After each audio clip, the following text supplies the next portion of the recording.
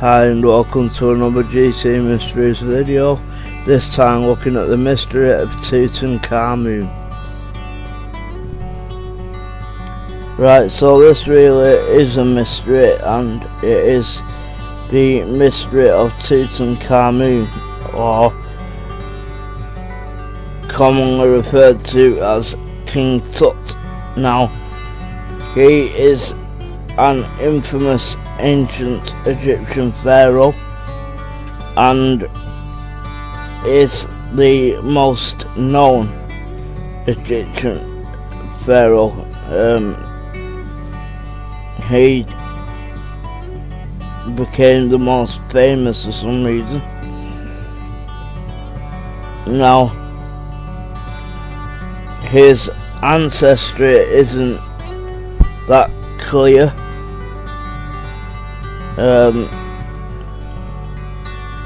Only that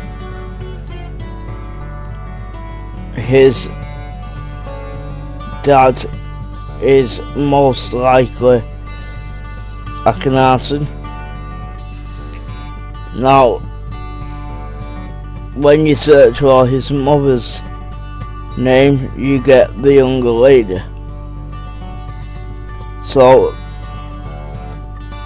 his mum's name isn't known and hasn't been identified. Now, his predecessor was Nefertiti, and his successor, if you know about ancient Egypt or are interested in ancient Egypt, is I. But the mystery deepens in that relationship because I did succeed and become the next pharaoh, but he was also the grand uncle or grandfather-in-law. So somehow he married into the family,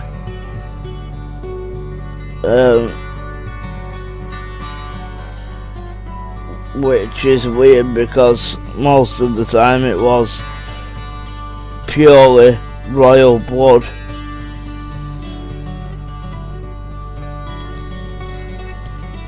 Now, Tutankhamun also had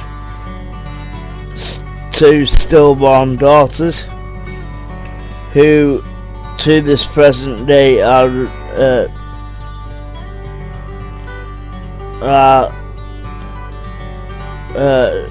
known as 317A and 317B. But the mystery deepens the further you go through his life story, or how he became the most famous pharaoh, because you'd think that all of the pharaohs would be thought of in the same way. However, Tutankhamun wasn't. He is the one most known. He is the one that, when you think of ancient Egypt, you would think of him, and more than likely his death mask,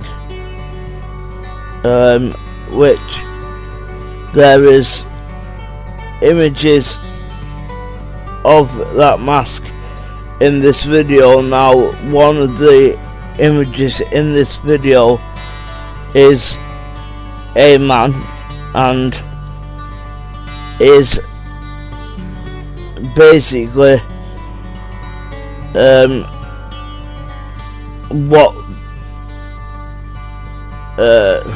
what professionals, Egyptologists and scientists believe Tutankhamun looked like.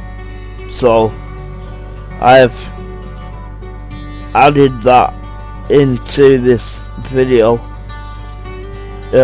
basically just to show people what he may have looked like, and it is certainly what people think he looked like. Now, he was born in 1342 BC. Now, BC goes down rather than up, so an example is 2021 and then 2022. If it was BC, it would be 2021 and then 2020. But he was born sometime in 1342. His exact date of birth isn't known, and he died in 1325 BC, aged around 18 or 19, but again the date of his death isn't known either. Now, personally, I've never seen a mystery video done on Tutankhamun, and to be honest, I don't blame those people that haven't, because it is one massive mystery, which somehow you've got to work out. Now, he was actually king from 1334 to his death in 1325, which he was either aged 18 or 19, and to be honest, they aren't exactly sure how old he was when he came to the throne. They reckon 8 or 9. That's how old he was when he came to the throne. Now, weirdly enough, all of the tombs around where Tutankhamun's tomb was all had hieroglyphs and drawings on the wall. Some skill. Now, Tutankhamun's didn't, and this was discovered in 1922 by Howard Carter. The only thing that went wrong there was the fact that there was a theory of Tut's curse, because subsequently, after finding and opening the tomb, Howard Carter died, so it became known as the Tut's curse. It's easy to see why, because actually most of the people that went into the tomb at that time did actually die. I don't think it was anything to do with the supposed Tut's curse, but people did die not long after going in to the tomb. Now, that could have been because of the stones getting on the chest or heart attack, stuff like that, but they always said that it was Tut's curse and that's why they died, because every time they died it seemed that they had been in Tutankhamun's tomb beforehand. But the real mystery is the fact that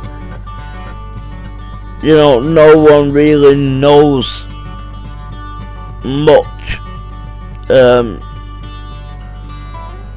And in fact, Howard Carter only discovered Tutankhamun's tomb because his excavations were funded by Lord Carnarvon, which was the 5th Earl of Carnarvon.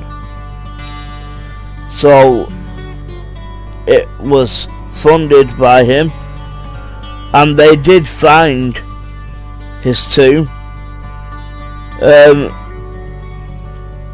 The only thing is, they found his tomb and expected it to be a grand tomb with hieroglyphs on the walls and nice drawings and stuff like that, but it didn't have. Now, it is thought that his tomb was not completed at the time of Tutankhamun's death, and that he died before the completion of a grander royal tomb, which caused his mummy to be buried in a tomb intended for somebody else.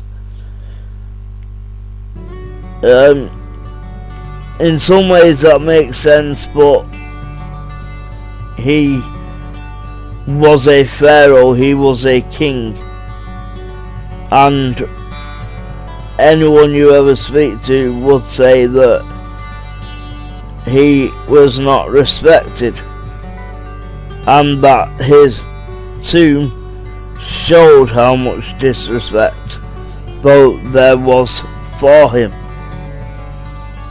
And to be honest, I've got to agree. But if you look at his ancestry and his family dynamics, it is completely weird.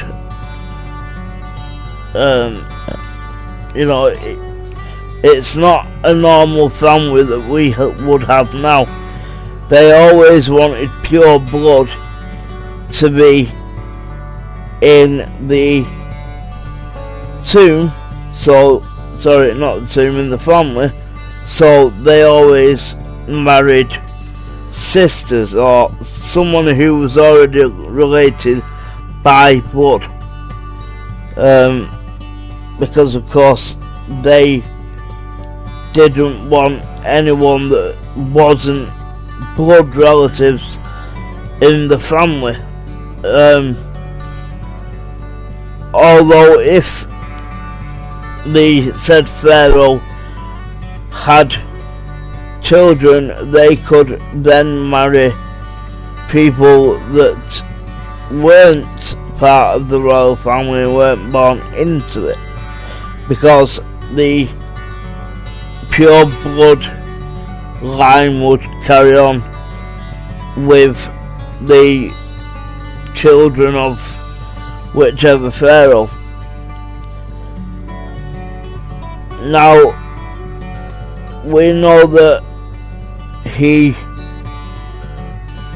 was 18 or 19 when he died, and we also know that he was physically disabled because of a deformity of his left foot with bone necrosis, and that meant that he required the use of a cane, several which were found in his tomb, but he also had sclerosis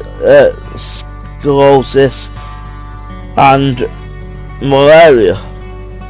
Now, it's also known that for at least 2 days before his death, he had malaria. He wasn't murdered, as many people have speculated, because everyone knows that his advisor at the time, took over. So for quite a while people thought that he had been murdered. He hadn't. He was ill for at least 2 days before his death. So he hadn't been murdered. But if you know enough about him or ancient Egypt itself, you would understand why people thought that he was murdered. As I've said, Carter found his tomb in 1922, but the tomb was not opened until February of 1923. And that was because they had to move all the debris and everything that was blocking the entrance to the tomb, and it took them a good few months to do that. But unless you live in Egypt or you are an Egyptologist, it's kind of hard to get your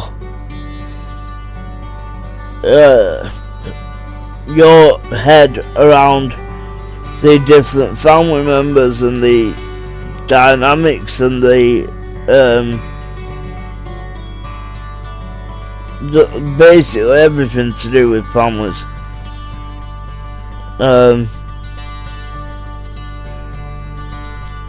But he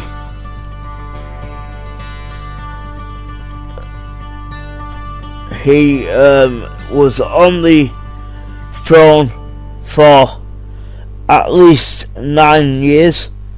Some say it was near 10 years or 10 years exactly, but we know that he was on the throne for at least 9 years. That we are certain of. But we aren't really certain of anything else, and I believe tests are ongoing to find out more about Tutankhamun. But it's very hard to get your head around marrying your sister or your half sister or whoever, but that's what they did because they wanted to keep the bloodline purely in that family. But there are more ways to find more about Tutankhamun. You can search Tutankhamun, King Tut, King Tutankhamun, and even Tutankhamun, which is another pronunciation of his name. But it's one that people really are going to have to get their head around because it's very hard to understand why you would marry your sister, for example.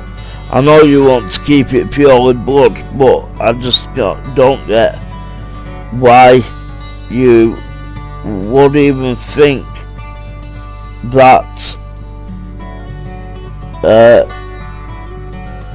that marrying a member of your family is a good idea. And it's certainly weird how the ancient Egyptians lived and worked, but like I said, you can find out more by searching King Tut. Thank you for watching this GC Mysteries video. If you liked it, please like, subscribe and click the notification bell. If you can, support us on Patreon at patreon.com/GC Mysteries. See us on Facebook and Twitter, GC Mysteries, and bye bye for now.